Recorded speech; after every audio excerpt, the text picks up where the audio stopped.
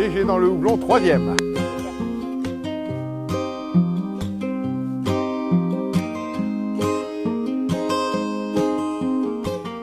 Amis des Flandres et d'ailleurs, bien le bonjour, c'est la rentrée et on se retrouve avec une nouvelle saison de Made in Flandre. Et pour commencer cette saison, on va parler d'une fleur.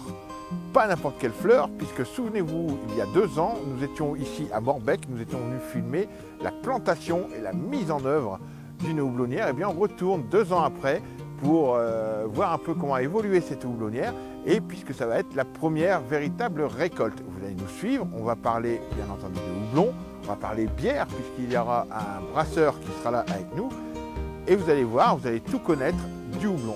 Suivez-moi, je vous emmène au cœur de la houblonnière.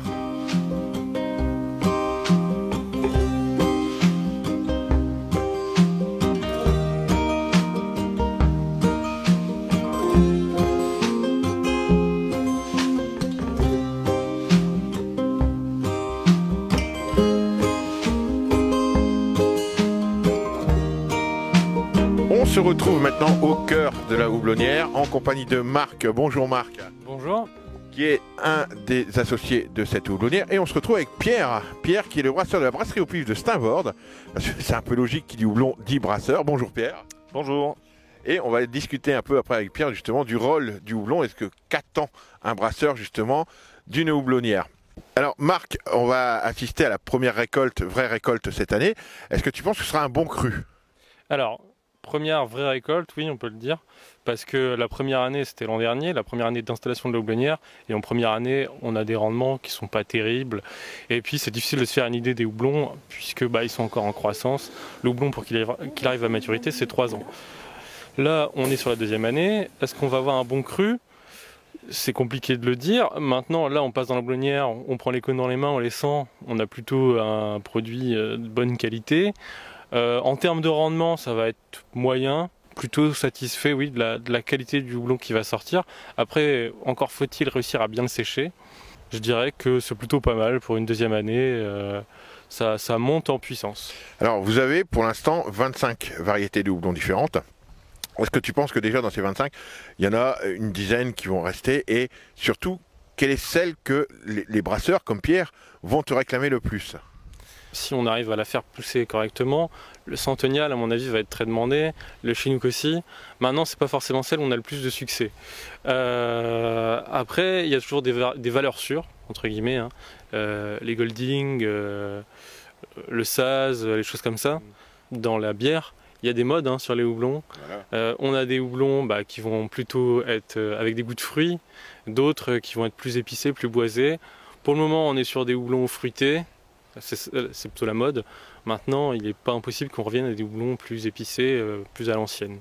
Pierre, justement, qu'est-ce qu'un brasseur comme toi attend d'une houblonnière à proximité? Parce que c'est vrai qu'on est pratiquement voisins de Steenvoorde. La proximité, bon, les clients le demandent beaucoup. Hein. Ouais. Demandent beaucoup d'où viennent les matières premières. Bon, moi, ce que j'attends comme houblon, c'est surtout du houblon aromatique. C'est un peu la mode. Hein. Tout à l'heure, on parlait du centennial. Je l'utilise déjà. Ça serait bien. Et après, bon, de l'amérisant aussi. Dans toutes les bières, on met du houblon amérisant. Du houblon amérisant, effectivement. Alors, concrètement, on va expliquer au public en quoi ça consiste le houblonnage d'une bière. Est-ce que tu peux nous faire voir une fleur et nous expliquer quelle est la partie de la fleur qui va servir justement à apporter ou l'amertume ou la saveur d'une bière et pourquoi? Alors, donc là, on est sur des plants femelles. Les plants femelles, ils donnent des cônes. Les cônes, c'est ces genres de petites pommes de pin toutes vertes. C'est la fleur femelle en fait. Hein. Et dedans, en fait, il y a de la lupuline. Donc, on le voit, c'est des petits grains jaunes. C'est ça qui va contenir un peu toutes les molécules qui vont donner de l'arôme et de l'amertume à la bière. Et donc après, ce cône-là, on va le faire sécher, hein, forcément, pour un peu concentrer tout ça. et pour la conservation du houblon. Et après, les brasseurs l'utiliseront dans leur bière.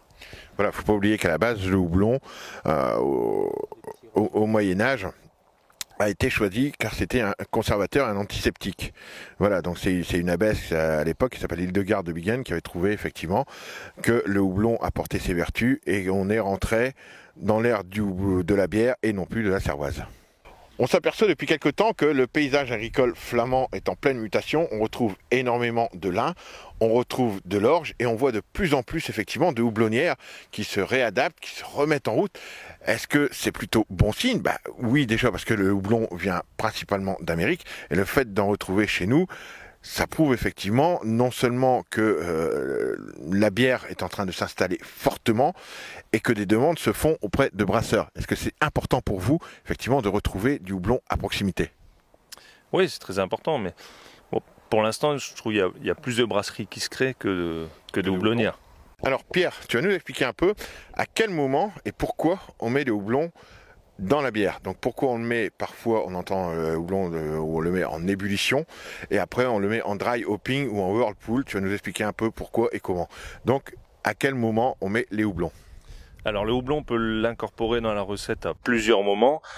En général, on met en début d'ébullition.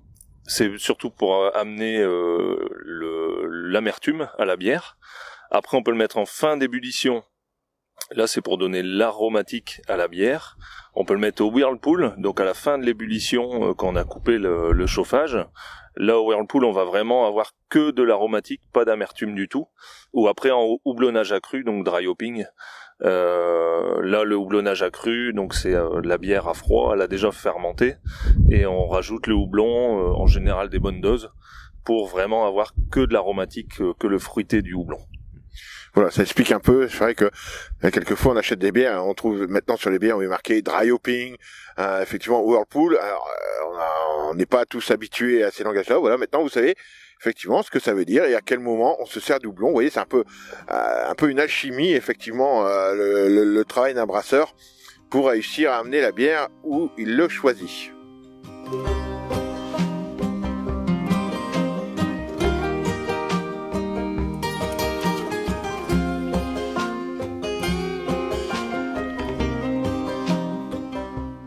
Voilà, notre émission se termine, on a la chance d'avoir un brasseur avec nous, donc effectivement, pas question de terminer sans une bonne bière. On va se dire au revoir, on va se retrouver le mois prochain, on sait toujours pas où, on sait toujours pas comment, on sait toujours pas avec qui, mais une chose est sûre, ce sera dans les Flandres. Santé! Santé. Santé.